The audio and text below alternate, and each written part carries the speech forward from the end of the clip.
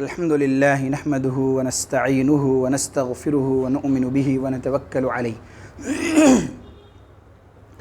ونعوذ بالله من شرور أنفسنا ومن سيئات أعمالنا من يهده الله فلا مضل له ومن يضلله فلا هادي له وأشهد أن لا إله إلا الله وحده لا شريك له وأشهد أن محمدًا عبده ورسوله أما بعد فإن خير الحديث كتاب الله وخير الهدي هدي محمد صلى الله عليه وسلم وشر الأمور محدثاتها وكل محدثة بدعة وكل بدعة ضلالة وكل ضلالة في النار. قال الله تبارك وتعالى في القرآن الكريم: أعوذ بالله من الشيطان الرجيم يا أيها الذين آمنوا اتقوا الله حق تقاته ولا تموتن إلا وأنتم مسلمون. وقال تعالى في موضع آخر: بسم الله الرحمن الرحيم يا أيها الناس اتقوا ربكم الذي خلقكم من نفس واحدة وخلق منها زوجها وبث منهما رجالا كثيرا ونساء واتقوا الله الذي تساءلون به والأرحام إن الله كان عليكم رقيبا. وقال تعالى في موضع آخر: أعوذ بالله من الشيطان الرجيم يا أيها الذين آمنوا اتقوا الله وقولوا قولا سديدا يصلح لكم أعمالكم ويغفر لكم ذنوبكم ومن يطع الله ورسوله فقد فاز فوزا عظيما. تمام قسم کی تعریفات و توصیفات، کبریائی و بڑائی، حمد و ثنا صرف اور صرف اس اللہ رب العالمین ہی کے لیے لائق و زیبا اور سزاوار ہے جس نے سارے جہاں کو بنایا، جو سارے جہاں کا خالق و مالک ہے اور سارے جہاں کے نظام کو بخوبی چلانے والا ہے۔ بعدہ بے شمار درود و سلام نازل ہو نبی آخر الزماں محمد عربی صلی اللہ علیہ وسلم پر۔ حاضرین جمعہ، گزشتہ کئی ہفتوں سے تقریباً یہ چھٹواں ہفتہ ہے جو ایک ہی عنوان پر آپ کے سامنے باتیں آ رہی ہیں۔ نہایت ہی تفصیل سے یہ باتیں آئیں چونکہ یہ اہم عنوان میں سے تھا کہ جو معاشی تنگی ہے اس کے کیا اسباب ہیں اور اس کا کیا حل ہے۔ معاشی تنگی کے اسباب بیان کیے جا چکے، حل کا سلسلہ چل رہا ہے۔ ہو سکتا ہے آج یہ آخری قسط ہو جو آپ کے سامنے باتیں آئیں جو معاشی تنگی کا حل ہے۔ بہت سارے اسباب اور حل آپ کے سامنے آ چکے کہ ان اسباب کو اختیار کرنے کی وجہ سے ہماری جو معاشی تنگی ہے، جو معاشی پریشانیاں ہیں وہ ختم ہو جائیں گی، جیسا کہ اللہ تبارک و تعالیٰ کے فرامین اور اللہ کے نبی صلی اللہ علیہ وسلم کے احادیث نبویہ سے پتہ چلتا ہے۔ لہٰذا آئیے آگے بڑھتے ہوئے کہ ان حل کو جو ہم بیان کر رہے تھے ان میں سے 11واں حل ہے، جو 11واں حل پر ہی باتیں گزشتہ ہفتہ ختم ہوئی تھی کہ اللہ تبارک و تعالیٰ نے جس کو جتنی استطاعت دی ہیں، جس کو جتنا مال دیا ہے، ان میں سے چاہیے کہ ان میں سے کیا کرے، کچھ نہ کچھ اللہ کے راہ میں صدقہ بھی کرے، خرچ بھی کرے۔ اور یہ خرچ کرنا اور یہ صدقہ کرنا انسان اس طرح سے کرنے کی کوشش کرے کہ اس کا علم کسی کو نہ ہو، اس طرح سے خرچ کرنے کی کوشش کرے کہ بس اللہ کی رضا اور اس کی خوشنودی کے لیے کیا کر دے، اللہ کی راہ میں خرچ کر دے۔ آپ کے سامنے ایک آیت بھی تلاوت کی گئی تھی جس میں اللہ تبارک و تعالیٰ نے یہ ارشاد فرمایا، سورہ سبا کی آیت ہے: وَمَا أَنفَقْتُم مِّن شَيْءٍ فَهُوَ يُخْلِفُهُ وَهُوَ خَيْرُ الرَّازِقِينَ۔ جو بھی چیز تم خرچ کرتے ہو اللہ تبارک و تعالیٰ اس سے بہتر تمہیں عطا کر دیتا ہے، اور بہترین رزق دینے والوں میں سے اللہ ہے۔ بہترین رزق اللہ دینے والا ہے، اس سے بہتر کوئی رزق دے ہی نہیں سکتا، بلکہ کوئی رزق نہیں دے سکتا، صرف اللہ تبارک و تعالیٰ ہی رزق دیتا ہے اور بہتر رزق دینے والا ہے۔ ایک آیت ہے، ایک حدیث بھی آپ کے سامنے آئی تھی جس میں اللہ کے نبی صلی اللہ علیہ وسلم نے یہ ارشاد فرمایا: ما نقصت صدقہ من مال، کہ صدقہ مال کو کم نہیں کرتا، صدقہ کرنا مال کو کم نہیں کر دیتا۔ ظاہری طور پر ایسا لگے گا، مثال کے طور پر اگر کسی کے پاس 100 روپے ہے اور وہ 10 روپے خرچ کر دے تو ظاہری طور پر تو وہ 90 روپیز ہی بچا ہوا ہے، لیکن یاد رکھیں برکت، میں نے اس سے پہلے بھی بتایا تھا، برکت صرف ظاہری چیزوں کو نہیں کہتے ہیں کہ آدمی کے ظاہری چیزوں میں کیا ہوتا رہے کہ آدمی اس توقع سے اگر خرچ کرے کہ 100 روپے میں سے میں نے 10 خرچ کیا، کل وہاں 120 ہونا چاہیے۔ برکت کا یہ مطلب نہیں ہے۔ برکت کا مطلب یہ ہے کہ اللہ تبارک و تعالیٰ ان کی ضروریات کو اسی میں سمیٹ دے۔ جو آدمی 10 روپے خرچ کرتا ہے 100 میں سے، ہو سکتا ہے کہ اس کی وجہ سے اللہ تبارک و تعالیٰ ایسی پریشانیاں اس سے دور کر دے کہ اگر وہ خرچ نہ کرتا تو اس پریشانی کی وجہ سے اس کے 200 خرچ ہو جاتے۔ اسے کیا کہتے ہیں؟ برکت کہتے ہیں۔ برکت کا جو اصل معنی ہے یہ ہے، مالی طور پر آپ کے ذرائع آمدنی کہیں اور سے کھل جائے، جہاں سے آپ کو توقع نہیں تھا وہاں سے آپ کے کچھ منافع آ جائے، اسے برکت کہتے ہیں۔ تو برکت کا جو معنی ہے اور معیار ہے وہ بہت وسیع ہے، اسے سمجھنے کی ضرورت ہے۔ اگر آدمی یوں کہے کہ نہیں میرے پاس 100 روپے تھا 10 خرچ کر دوں تو کل 120 ہونا چاہیے 110 ہونا چاہیے، نہیں، یہ برکت کا مطلب نہیں ہے۔ برکت کا مطلب یہ ہے کہ آپ نے 100 میں سے 10 خرچ کیا، آپ کے پاس آج تک جہاں سے مال آ رہے تھے ہو سکتا ہے کچھ دنوں کے بعد کہیں اور سے بھی آئے۔ اللہ تبارک و تعالیٰ آپ کے لیے راستے کیا کر دے؟ آسان کر دے، وسیع کر دے، اور کمانے کے ذرائع اللہ تبارک و تعالیٰ کیا کر دے؟ بڑھا دے۔ ہو سکتا ہے آج تک آپ 100 روپے کما رہے تھے دن کو، کچھ دنوں کے بعد 150 کمائیں 200 کمائیں، اللہ تبارک و تعالیٰ اس کی وجہ سے کیا کر دیتا ہے؟ اللہ کی جانب سے مدد آتی ہے انسان کے رزق اور اس کے کام کاج میں۔ ایک بہت مشہور روایت ہے اور آپ میں سے اکثر سنے ہوں گے، بخاری کی روایت ہے کہ ایک آدمی ایک چٹیل میدان میں کھڑا تھا، انہوں نے بادل میں کسی کے نام لے کر یہ آواز سنی کہ فلاں کے باغ کو کیا کر دو؟ سیراب کر دو۔ ان کو بڑا تعجب ہوا کہ ایسا کیسے؟ بادل سے آواز آئی ہے کان میں نام کے ساتھ کہ فلاں کے باغ کو کیا کر دو؟ سیراب کر دو۔ ان کو بڑا تعجب ہوا، انہوں نے دیکھا، انتظار کیا، وہ بادل ایک جگہ جا کر برسا، پانی نالے میں جمع ہوا اور پھر اسی نالی سے پانی اس باغیچے کی طرف گیا جس باغیچے میں اسے برسنے کا حکم ملا تھا۔ جب وہ وہاں گئے، وہاں دیکھا کہ وہاں ایک آدمی ہے جو اپنے کسی اوزار سے کیا کر رہے ہیں؟ پانی کو ادھر ادھر باغات میں لے جا رہے ہیں، جہاں جہاں ضرورت ہے اپنے اوزار سے اس پانی کو ادھر لے جاتے ہیں۔ انہوں نے کہا کہ آپ کا نام کیا ہے؟ اور جب ان سے نام پوچھا تو انہوں نے کہا کہ نام کیوں پوچھتے ہو؟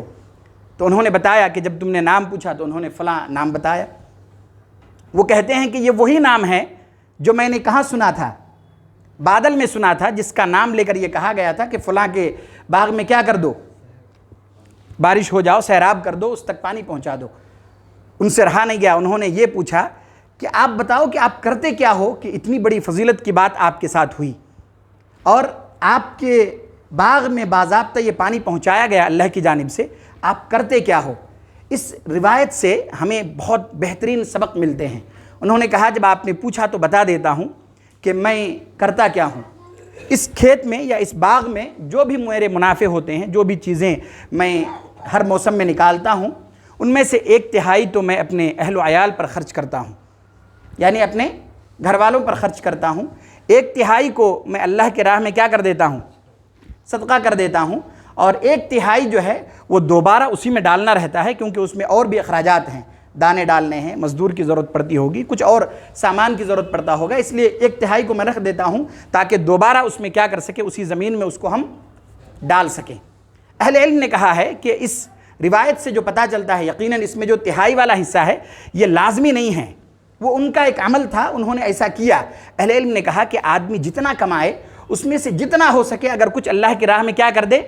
خرچ کر دے، اللہ تبارک و تعالیٰ کی جانب سے مدد اور تعاون آتی ہے۔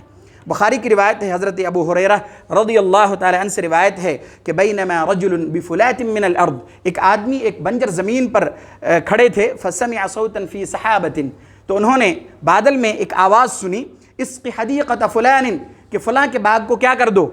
سیراب کر دو، نام لے کر انہوں نے آواز میں سنی، نام سنی۔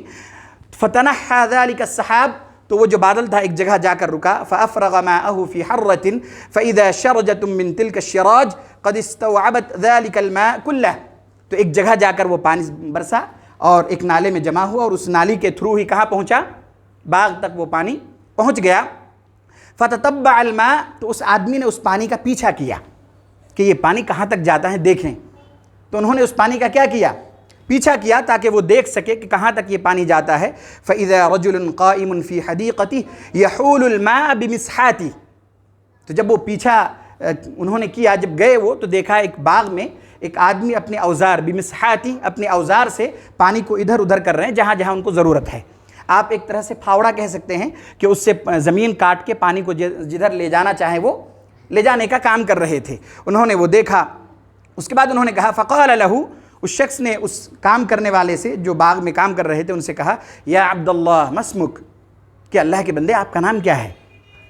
انہوں نے پوچھا کہ اللہ کے بندے آپ کا نام کیا ہے؟ قال فلان، انہوں نے کہا کہ میرا نام فلاں ہے، یعنی انہوں نے اپنا نام بتایا۔ انہوں نے کہا للاسم الذی سمع فی الصحابہ، کہ یہ وہی نام تھا جو انہوں نے بادل میں سنا تھا، جو آواز ان کو پہنچی تھی کان میں، جو یہ شخص نے نام بتایا یہ وہی نام تھا۔ فقال له یا عبداللہ لما تسألنی عن اسمی، تو اس کام کرنے والے شخص نے کہا اللہ کے بندے آپ نے میرا نام کیوں پوچھا؟ آپ سے کوئی جان پہچان نہیں ہے، آپ ڈائریکٹ جو ہے آپ نے مجھ سے نام پوچھا، آپ نے نام میرا کیوں پوچھا؟ فقال، انہوں نے کہا انی سمعت صوتا فی السحاب الذی هذا ماء یقول، اور اس کی حدیقۃ فلان لاسمک، انہوں نے کہا کہ میں اصل میں یہی نام بادل میں سنا تھا جس بادل سے یہ پانی ہو کر آیا ہے، جو آپ کا نام ہے یہی نام میں نے سنا تھا بادل میں، جس بادل سے یہ پانی آپ کے باغ تک پہنچا ہے۔ فما تصنع فیہا، آپ بتا دیجئے کہ آپ کرتے کیا ہیں، یعنی آپ کا معاملہ کس طرح ہے، کس طرح سے آپ معاملات کرتے ہیں؟ قال، انہوں نے کہا اما اذ قلت هذا، اگر آپ یہ کہتے ہیں یعنی آپ جاننا چاہتے ہیں کہ میں کرتا کیا ہوں تو بتا دیتا ہوں۔ فإنی انظر إلی ما یخرج منها فأتصدق بثلثہ، تو میں کیا کرتا ہوں؟ بثلثی، میں جو بھی اس میں سے نکلتا ہے، جتنا بھی مجھے آتا ہے اس میں سے ایک ثلث میں اللہ کی راہ میں خرچ کر دیتا ہوں۔ وآکل انا وعیالی ثلثا، اور ایک ثلث میں سے میں اور اپنے اہل و عیال کو اس میں سے کھلاتا ہوں۔ وارد فیہا، اور اس میں لوٹا دیتا ہوں ثلثہ، اس کا تہائی، یعنی 3 حصے میں تقسیم کر کے ایک حصہ دوبارہ اسی زمین میں کیا کر دیتا ہوں؟ لوٹا دیتا ہوں۔ لوٹا دیتا ہوں سے مراد یہ ہے کہ اس کی ضروریات کے لیے اس میں خرچ کرتا ہوں۔ اہل علم نے کہا ہے کہ جب آدمی اپنے خرچ میں سے جتنا ہو سکے، اس کی تعیین لازمی نہیں ہے کہ آدمی اگر 100 کمائے تو اس کو 3 حصوں میں تقسیم کر کے 33 ہی خرچ کرنا ہے، جتنا ہو سکے اس کی اپنی ضروریات کو پورا کرنے کے بعد جتنا ہو سکے 100 میں سے 1 روپے ہی 50 پیسے ہی اگر خرچ کرے تو اللہ تبارک و تعالیٰ کی جانب سے ان کی کمائی میں برکت ہوگی، اللہ کی جانب سے مدد اور تعاون ان کے کاموں میں آئے گا۔ اس کے بعد آئیے 12واں حل، کہ جب ضرورت پڑے اور غریبوں کا دکھ درد ہمارے سامنے ہو اور ان کو ضرورت ہو تو ہمیں کیا کرنا چاہیے؟ ان کی مدد کرنی چاہیے، ان کی ضرورتوں کو اپنی استطاعت کے بقدر پوری کرنی چاہیے۔ ایک صحابی ہیں جن کو یہ خیال آیا کہ مثال کے طور پر وہ ایک معیار پر ہے، ان کے پاس کچھ مال ہیں، تو ان کے دماغ میں یہ بات آئی، ان کے ذہن میں یہ بات آیا، انہوں نے کہا کہ اللہ تبارک و تعالیٰ نے ہمیں کمزور لوگوں سے ان پر ہمیں برتری دی ہے، یعنی جو لوگ مالدار ہیں، گویا کہ یہ پتہ چلا کہ انہوں نے یہ سمجھا کہ جو لوگ مالدار ہیں ان کو اللہ نے برتری دی ہے ان غریب اور فقراء پر۔ جب اللہ کے نبی صلی اللہ علیہ وسلم نے ان کی زبان سے یہ بات سنی، آپ نے جو جواب دیا وہ یاد رکھنے کی ہے۔ اللہ کے نبی صلی اللہ علیہ وسلم نے یہ ارشاد فرمایا هل تنصرون وترزقون الا بضعفائکم، تمہاری جو مدد کی جاتی ہے، تمہیں جو مال و دولت ملتے ہیں یا تمہارے جو ذرائع آمدنی ہیں اور جو تمہیں رزق دیے جاتے ہیں، انہی کمزوروں کی وجہ سے دی جاتی ہے۔ بہت بڑی بات اور سبق آموز بات اللہ کے نبی صلی اللہ علیہ وسلم نے فرمایا کہ تمہیں جو رزق دی جاتی ہے، تمہاری جو مدد کی جاتی ہے، تمہارے جو بہت سارے ذرائع آمدنی ہے، یہ تم میں سے جو کمزور لوگ ہیں انہی کے بدولت تمہیں ملتی ہیں۔ اس سے پتہ چلا کہ اگر ان کو ہماری ضرورت ہو، ہمارے تعاون کی ضرورت ہو تو ہمیں چاہیے کہ ہم کیا کریں؟ ان کی ضرورتوں کو پوری کرنے کی کوشش کریں۔ اس کے بعد آئیے 13واں حل، نکاح کیجئے۔ اللہ تبارک و تعالیٰ کے اس فرمان کو ہم میں سے ہر شخص کو یاد رکھنے کی ضرورت ہے، خصوصی طور پر ان لوگوں کو باضابطہ بتانے کی ضرورت ہے جو 35 سال تک، 30 سال تک، 40 سال تک اس بات کے لیے انتظار کرتے ہیں کہ جب وہ اپنے پیر پر کھڑے ہوں گے پھر نکاح کریں گے۔ نہیں، اللہ تبارک و تعالیٰ کے اس فرمان کو یاد رکھیے۔ اللہ تبارک و تعالیٰ نے قرآن میں کہا کہ تم میں سے ان لوگوں کا نکاح کر دو جو بے نکاح ہے، نیکوکار ہیں، اپنے غلام اور باندیوں کا نکاح کر دو۔ اگر وہ غریب ہیں، فقیر ہیں، پیسے ان کے پاس نہیں ہیں تو اس کی وجہ سے اللہ تعالیٰ کیا کر دے گا؟ اسے بے نیاز کر دے گا، اسے مالدار کر دے گا۔ تو یہ آیت ہم میں سے ہر شخص کو یاد رکھنے کی ضرورت ہے۔ ہم سبھی جانتے ہیں، ہم دیکھتے ہیں، بے شمار مال و دولت ہونے کے باوجود شادی انسان کی ضرورت ہے۔ اگر کوئی آدمی کہے صحت مند ہو، تندرست ہو اور 30 کی عمر میں، 25 کی عمر میں اگر وہ یہ کہے کہ نہیں مجھے شادی کی ضرورت نہیں ہے ابھی، تو وہ جھوٹ بول رہا ہے۔ انسان کو فطری طور پر اللہ تبارک و تعالیٰ نے ان کے جسم کو اس طرح بنایا کہ اگر وہ صحت مند ہے، کوئی بیماری انہیں نہیں ہے اور تندرست ہے تو انہیں نکاح کی ضرورت ہے۔ اللہ نے اس چیز کو حکمت کے تحت انسان کے ساتھ اسے جوڑ کر رکھا ہے، لہٰذا جب انسان کو ضرورت ہو 17-18 سال کی عمر میں ہو، 19 کی 20 کی، تو انسان کو کیا کر دینا چاہیے؟ شادی کر دینی چاہیے۔ اور اس بات کی طرف ان کا ذہن بھی نہیں جانا چاہیے کہ اگر شادی کر دوں تو کہاں سے کھائے گا پیے گا، کمائی کے کوئی ذرائع نہیں ہیں، ذرائع آمدنی نہیں ہے۔ نہیں، اللہ تبارک و تعالیٰ کے اس فرمان کی طرف توجہ کی ضرورت ہے۔ جب اللہ نے آپ کو راستہ بتایا کہ آپ کو محنت کرنے کی ضرورت ہے، رزق کے ذمہ دار اللہ ہے، اللہ نے کہا نماز مکمل کرو اور اللہ کے رزق تلاش کرنے کے لیے نکل جاؤ۔ اگر آپ کو شادی کی ضرورت ہے 20 کی عمر میں، شادی کیجئے، محنت کیجئے، اللہ تبارک و تعالیٰ وسائل کھولیں گے۔ لیکن آج ہم معاشرے میں دیکھتے ہیں جو بہت ہی زیادہ افسوسناک بات ہے کہ لوگوں کے پاس مال و دولت ہونے کے باوجود، بے شمار مال و دولت ہونے کے باوجود، وہ شادی سے اپنے بچوں کو دور کر رہے ہیں۔ اور بہت سارے گھرانے ایسے بھی ہیں کہ وہ اپنے اولاد کی ضرورت کو سننا بھی نہیں چاہتے۔ بہت سارے ایسے لوگ ہیں جن سے ملاقات ہوئی، بات چیت ہوئی، وہ کرنا چاہتے ہیں شادی، لیکن اپنے والدین کی رکاوٹ کی وجہ سے وہ نہیں کر پا رہے ہیں۔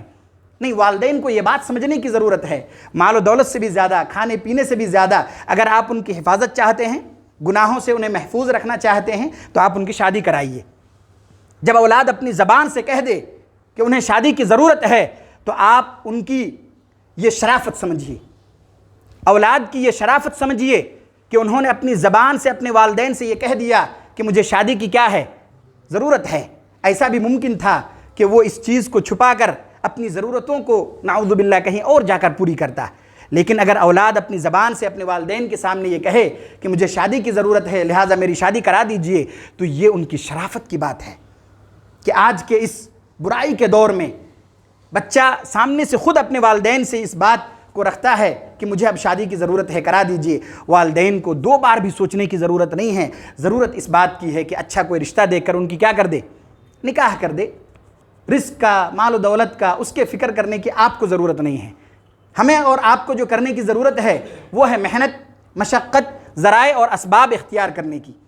باقی جو اس کے انجام ہیں اور اس کے ذرائع آمدنی ہیں وہ اللہ تبارک و تعالیٰ کے ہاتھ میں ہیں، وہ اللہ تعالیٰ کدھر سے انتظام کرے گا آپ کو اس کا اندازہ بھی نہیں ہوگا۔ اور جو لوگ شادی شدہ ہیں ان کو اس بات کا اندازہ بھی ہوگا کہ جب آدمی شادی شدہ ہو، شادی کرا دیجئے، تو ان کو اپنی ایک ذمہ داری سمجھ آتی ہے، وہ اپنی ذمہ داری کو اچھی طرح سمجھتے ہیں۔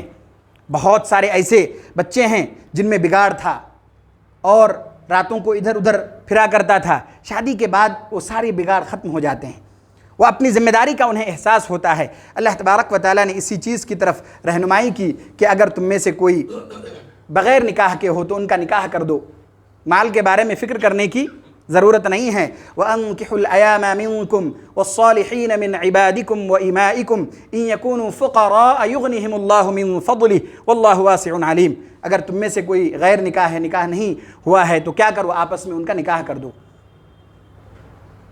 اگر وہ مالدار نہ بھی ہیں تو اللہ تبارک و تعالیٰ ان کے اس عمل کی وجہ سے، نکاح کی وجہ سے اسے بے نیاز کر دے گا، مالدار کر دے گا، ان کی ضرورتوں کو اللہ پورا کر دے گا، کیونکہ اللہ بہت زیادہ وسعت والا اور جاننے والا ہے۔ اس کے بعد آئیے صلہ رحمی کیجیے، رشتہ داروں کے ساتھ، متعلقین کے ساتھ، دوست و احباب کے ساتھ، دیگر لوگوں کے ساتھ اچھا معاملہ کیجیے، ان کے ساتھ جو تعلقات ہیں انہیں اچھی طرح نبھائیے۔ بخاری کی روایت ہے، حضرت ابو ہریرہ رضی اللہ تعالیٰ عنہ سے روایت ہے، وہ کہتے ہیں کہ اللہ کے نبی صلی اللہ علیہ وسلم نے ارشاد فرمایا، من سرہ ان یبسط لہ فی رزقہ، جس شخص کو یہ بات خوش کرے کہ ان کے رزق میں کیا کر دیا جائے؟ وسعت ڈال دی جائے، ان کے رزق میں برکت ڈال دی جائے۔ اور پھر آگے یہ ارشاد فرمایا، او ینسأ لہ فی اثرہ فلیصل رحمہ، اور جس شخص کو یہ بات خوش کرے کہ ان کی عمریں لمبی کر دی جائیں تو اسے چاہیے کہ صلہ رحمی کرے۔ اس سے پتہ چلا کہ صلہ رحمی کرنے کے 2 بڑے فائدے ہیں۔ ایک تو یہ کہ آپ کے رزق میں برکت ڈال دی جائے گی، آپ کے رزق میں وسعت ہوگی، اور ساتھ ساتھ آپ کی عمر میں بھی اضافہ کر دیا جائے گا۔ اس لیے چاہیے کہ ہم صلہ رحمی کا معاملہ کریں۔ اس کے بعد کاروبار کرتے ہوئے اور تجارت کرتے ہوئے، لین دین کرتے ہوئے ہمیشہ سچ بات بولا کیجیے، اس میں کسی طرح کا چھپانا اور جھوٹ بولنا، اگر اس طرح کی چیزیں کوئی کرے تو اللہ تبارک و تعالیٰ اس کے اس معاملات میں، اس کاروبار میں، اس تجارت میں سے برکت کو نکال لیتا ہے۔ اس سے پہلے بھی یہ روایت آپ کے سامنے آ چکی ہے۔ بخاری اور مسلم کی روایت ہے، حضرت حکیم بن حزام رضی اللہ تعالیٰ عنہ سے روایت ہے، وہ کہتے ہیں کہ اللہ کے نبی صلی اللہ علیہ وسلم نے یہ ارشاد فرمایا البیعان بالخیار ما لم یتفرقا، کہ جو خرید و فروخت کرنے والے ہیں دونوں کو اختیار ہے اس وقت تک جب تک معاملات طے نہ ہو جائے اور چیزیں مکمل طور پر پختہ نہ ہو جائے، جدا نہ ہو جائے، اس وقت تک جو چاہے ان میں سے بیع کو کیا کر دے، ختم کر دے۔ کوئی کہے نہیں یہ معاملہ نہیں کرنا چاہتا، یہ میں نہیں خریدنا چاہتا، کچھ باتیں آگے بڑھ بھی گئی تھی لیکن اس کے بعد انہوں نے کیا کیا، کہا نہیں یہ معاملہ میں نہیں کرنا چاہتا، تو اگر کرنا چاہے کر سکتا ہے۔ اس کے بعد اللہ کے نبی صلی اللہ علیہ وسلم نے یہ ارشاد فرمایا فَإِن صَدَقَا وَبَيَّنَا بُورِكَ لَهُمَا فِي بَيْعِهِمَا، پھر اگر وہ دونوں سچ بولے، دونوں بیچنے والا بھی اور خریدنے والا بھی سچ سچ بات کرے اور ظاہر کر دے، چیزوں کو واضح کر دے، تو اللہ تبارک و تعالیٰ کی جانب سے ان دونوں کے معاملات میں برکت ڈالی جاتی ہے۔ بُورِكَ لَهُمَا فِي بَيْعِهِمَا، کہ اللہ کی جانب سے برکت ڈال دی جاتی ہے دونوں کے معاملات میں، بیع میں۔ وَإِن كَذَبَ وَكَتَمَ مُحِقَتْ بَرَكَةُ بَيْعِهِمَا، پھر اگر وہ جھوٹ بولے اور چیزوں کو ظاہر نہ کرے، واضح نہ کرے، گھما پھرا کر بات کرے، ایک طرح سے کہہ سکتے ہیں، تو اللہ تبارک و تعالیٰ ان کے معاملات میں سے برکت کو چھین لیتا ہے، مٹا دیتا ہے، یعنی ان دونوں کے معاملات میں برکت نہیں ڈالی جائے گی۔ اس کے بعد ایک سبب اور ایک حل یہ بھی ہے کہ کھانے پینے کے آداب میں سنت کو ملحوظ رکھنا چاہیے۔ کھانے پینے کے جو آداب اللہ کے نبی صلی اللہ علیہ وسلم کے فرامین سے پتہ چلتا ہے، جس طرح آپ نے کھانے پینے کا آداب ہمیں سکھلایا اسی طرح سے کھانے پینے کا اہتمام کرنا چاہیے۔ ابو داود کی روایت ہے، صحابہ کرام نے یہ کہا کہ ہم کھاتے ہیں لیکن سکم شیر نہیں ہوتے، کیا کریں؟ اللہ کے نبی صلی اللہ علیہ وسلم نے حل بتلایا، انا نأکل ولا نشبع، صحابہ کرام نے کہا ہم کھاتے ہیں لیکن شکم سیر نہیں ہوتے ہیں، کیا کریں؟ قال، اللہ کے نبی صلی اللہ علیہ وسلم نے یہ ارشاد فرمایا فلعلکم تفترقون، کیا تم لوگ جدا جدا ہو کر کھاتے ہو؟ تو انہوں نے کہا ہاں۔ قالوا نعم، قال فاجتمعوا على طعامكم واذكروا اسم الله عليه يبارك لكم فيه، تو اللہ کے نبی صلی اللہ علیہ وسلم نے یہ ارشاد فرمایا کہ تم اپنے کھانے کو ایک جگہ جمع کر کے ساتھ میں مل کر کھاؤ، پھر اس میں اللہ کا نام لو، یعنی بسم اللہ کہہ کر کھانا شروع کرو، تمہارے اس کھانے میں کیا کر دیا جائے گا؟ برکت ڈال دیا جائے گا۔ اس میں ایک چیز اور آپ کے سامنے وضاحت کر دوں تاکہ چیز اچھے سے سمجھ میں آ جائے۔ یہ آدمی جب کہیں باہر ہے اور کئی الگ الگ جگہوں کے لوگ ایک جگہ موجود ہیں، مثال کے طور پر سفر پہ ہیں اور سبوں نے اپنا اپنا کھانا ساتھ لے گیا، تو اب اسے چاہیے کہ کیا کرے؟ ایک جگہ بیٹھے، ایک جگہ رکھے اور ایک جگہ سے سب کھائے۔ ایسی چیزوں میں برکت ڈالی جاتی ہے۔ سبوں نے الگ الگ لے گیا، الگ الگ بیٹھ گئے، تو پھر اس میں برکت نہیں ہوتی، جیسا کہ اللہ کے نبی صلی اللہ علیہ وسلم نے اس روایت میں بیان فرمایا۔ گھر میں ہیں، اگر محرم ہیں، سب ساتھ میں بیٹھ کر کھائیں، اللہ کی جانب سے برکت آتی ہیں۔ اور اللہ کے نبی صلی اللہ علیہ وسلم نے اسی چیز کی تعلیم دی ہے، اسی چیز کی طرف رہنمائی کیا ہے کہ کیا کریں ہم جب کھائیں پئیں تو ایک ساتھ بیٹھ کر، ایک جگہ بیٹھ کر کیا کریں؟ کھائے پئیں، پھر بسم اللہ کہہ کے شروع کریں، تو اللہ تبارک و تعالیٰ کی جانب سے اس میں برکت ڈال دی جاتی ہے۔ بخاری اور مسلم کی بہت مشہور روایت ہے، اللہ کے نبی صلی اللہ علیہ وسلم نے یہ ارشاد فرمایا طعام الاثنین کافی الثلاثہ، کہ دو آدمی کا کھانا تین کو کافی ہو جاتا ہے۔ یہ کب ہوگا؟ جب دونوں آدمی کا کھانا ایک جگہ ملا دیا جائے، پھر تین لوگ بیٹھ کر کھائیں تو بہت کافی ہو جاتا ہے، بلکہ ان کو بالکل اطمینان ہو جائے گا۔ اللہ کے نبی صلی اللہ علیہ وسلم کا یہ فرمان ہے کہ دو آدمی کا کھانا تین کو کیا ہو جاتا ہے؟ کافی ہو جاتا ہے، ان کی ضرورت بالکل مکمل طور پر پوری ہو جاتی ہے۔ وَطَعَامُ الثَّلَاثَةِ كَافِي الْأَرْبَعِ، اور تین لوگوں کا کھانا چار کو بہت کافی ہو جاتا ہے، بہت کافی ہو جاتا ہے۔ اللہ کے نبی صلی اللہ علیہ وسلم کا یہ فرمان ہے۔ اور اس کے بعد مسلم کی ایک روایت ہے، اللہ کے نبی صلی اللہ علیہ وسلم نے یہ ارشاد فرمایا ان الشیطان یستحل الطعام لا یذکر اسم اللہ علیہ، کہ شیطان اس کھانے کو اپنے لیے حلال سمجھتا ہے۔ حلال سمجھنے سے مراد یہ ہے کہ وہ اپنا حصہ سمجھتا ہے اس میں، کہ جس میں اللہ کا نام نہ لیا گیا ہو، یعنی بسم اللہ نہ پڑھا گیا ہو، اللہ کے نام سے شروع نہ کیا گیا ہو، تو اس کھانے کو شیطان اپنے لیے کیا سمجھتا ہے؟ اپنی پراپرٹی سمجھتا ہے، وہ سمجھتا ہے یہ میرے لیے کھانا۔ تو ان چیزوں کی طرف توجہ کی ضرورت ہے جب آدمی کھانے بیٹھے، بسم اللہ کا اہتمام کرے، اور جس طرح اللہ کے نبی صلی اللہ علیہ وسلم نے حکم دیا ہے اسی طرح کھانے کے آداب کو ملحوظ رکھے۔ مسلم ہی کی روایت ہے، اللہ کے نبی صلی اللہ علیہ وسلم کے بارے میں آیا کہ آپ کس طرح کھانا کھایا کرتے تھے، گویا کہ آپ کے عمل کا ذکر ہے اس روایت میں۔ کان اذا اکل طعاما لعق اصابعہ الثلاث، کہ جب اللہ کے نبی صلی اللہ علیہ وسلم کھانا کھاتے تو آپ اپنی انگلیوں کو 3 مرتبہ کیا کرتے؟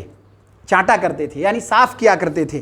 قال، پھر اس کے بعد آپ راوی کہتے ہیں وقال، اور اللہ کے نبی صلی اللہ علیہ وسلم نے ارشاد فرمایا اذا سقطت لقمۃ احدکم فلیمط عنها الاذى لیأکلها۔ اللہ کے نبی صلی اللہ علیہ وسلم نے یہ ارشاد فرمایا کہ اگر تم میں سے کسی شخص کا لقمہ نیچے گر جائے تو اسے چاہیے کہ اسے اٹھا کر اس میں سے تکلیف دہ چیزوں کو دور کر دے۔ شریعت کتنی باریک چیزوں کی طرف رہنمائی کر دی ہے۔ اللہ کے نبی صلی اللہ علیہ وسلم نے جو تعلیم دی وہ یہ ارشاد فرمایا کہ اگر اس میں تکلیف دہ چیزیں تو مت کھاؤ۔ گر گیا کہیں، دھول مٹی میں گر گیا، اسے اٹھایا نہیں جا سکتا، کوئی حرج نہیں، اور آپ پہ کوئی اس کا بوجھ بھی نہیں۔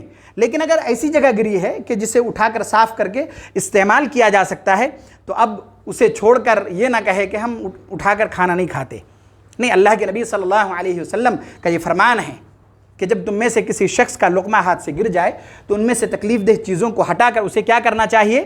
کھا لینا چاہیے، اسے استعمال کرنا چاہیے۔ کیوں؟ وَلَا يَدَعْهَا لِلشَّيْطَانِ، اسے شیطان کے لیے نہ چھوڑو۔ وَأَمَرَنَا أَن نَسْلُتَ الْقَصْعَةَ، اور ہمیں یہ حکم دیا کہ ہم برتنوں کو کیا کریں؟ اچھی طرح صاف کریں۔ ہم سبھی اپنے دل میں ہاتھ رکھ کر یہ کہہ سکتے ہیں کہ آج کے معاشرے میں آپ شادی خانوں میں کہیں اور کسی طرح کی دعوت ہو، آپ جا کے دیکھ لیں کہ کیا واقعی ہم اس روایت پر عمل کر رہے ہیں۔ ہاتھ سے گرے ہوئے لقمہ تو چھوڑیے، ہم خود گراتے بھی ہیں۔ گرے ہوئے لقمہ اٹھا کر کھانے کا چھوڑیے، ہم خود گراتے بھی ہیں۔ کس طرح گراتے ہیں اس سے پہلے بھی آپ کے سامنے یہ بات آ چکی ہے کہ آپ گوشت کو ہو سکتا ہے صحیح سے نہ کھائیں، تھوڑا کچھ کھا لیا، اس کو نیچے رکھ دیا، پھر وہ استعمال نہیں ہوتا، وہ پھر کچرے میں ہی جاتا ہے۔ اللہ کے نبی صلی اللہ علیہ وسلم کی اس روایت کو یاد رکھنے کی ضرورت ہے۔ صحابہ کہتے ہیں وَأَمَرْنَا، اور ہمیں یہ حکم ہوا وَأَن نَسْلُتَ الْقَصْعَةَ، کہ ہم کیا کریں؟ برتن کو اچھی طرح کیا کر لیں؟ صاف کریں، صاف کر کے کھائیں۔ قال فإنکم لا تدرون فی ای طعامکم البرکہ، کیونکہ تم میں سے کسی کو پتہ نہیں ہے کہ کھانے کے کس حصے میں اللہ نے برکت رکھی ہے۔ ممکن ہے کہ جو کھانا آپ کے ہاتھ سے گرا اسی میں برکت تھا اور آپ نے گرا دیا، اٹھایا نہیں، تو آپ اللہ کی جانب سے جو برکت آنی تھی رزق میں، اس برکت سے ہم کیا ہو جائیں گے؟ محروم ہو جائیں گے۔ 2 چیزیں اور ہیں، بالکل سرسری طور پر بتا دیتا ہوں کہ لوگوں سے بے پرواہ ہونے کی کوشش کیجیے۔ اس سے پہلے بھی یہ بات آ چکی ہے۔ اپنی ضرورتوں کو لوگوں کے سامنے نہ رکھیں، اپنی ضرورتوں کو پورا کرنے کے لیے خود محنت کریں، محنت و مشقت کا سامنا کریں، کام کاج کریں، جتنا ہو سکے محنت و مشقت کریں، اور لوگوں سے بے پرواہ ہونے کی کوشش کریں، اپنی ضرورتوں کو خود پورا کرنے کی کوشش کریں۔ اور آخری چیز، عدل و انصاف سے کام لیجیے کہ جب بھی کوئی معاملہ ہو، جب بھی کوئی لین دین ہو تو اس میں عدل و انصاف کو ملحوظ رکھیے کہ اگر یہ چیزیں ملحوظ نہ رکھی گئیں تو اللہ تبارک و تعالیٰ کی جانب سے اس معاملات میں بھی کیا ہو جائیں گے؟ برکتیں ختم ہو جائیں گی۔ اس لیے بہت ساری چیزیں یہ کئی ہفتوں میں آپ کے سامنے آئی کہ اس تعلق سے ان میں سے ساری چیزوں کو یاد رکھنے کی اور اس پر عمل کرنے کی ضرورت ہے۔ جب ہم اس طرح عمل کریں گے، جو چیزیں ہمارے سامنے آئی ان کو ملحوظ رکھتے ہوئے اپنی زندگی گزاریں گے تو یقین جانیے کبھی ہمارے رزق میں تنگی نہیں آئے گی، ہمیں کبھی ان چیزوں کے تعلق سے دشواریوں کا سامنا نہیں کرنا پڑے گا۔ اخیر میں اللہ تبارک و تعالیٰ سے دعا ہے کہ اللہ تبارک و تعالیٰ ہم سب کے لیے رزق کے معاملات میں آسانیاں پیدا فرما دے۔ یا الہ العالمین ہم میں سے جو لوگ پریشان حال ہیں ان کی پریشانیوں کو دور فرما دے۔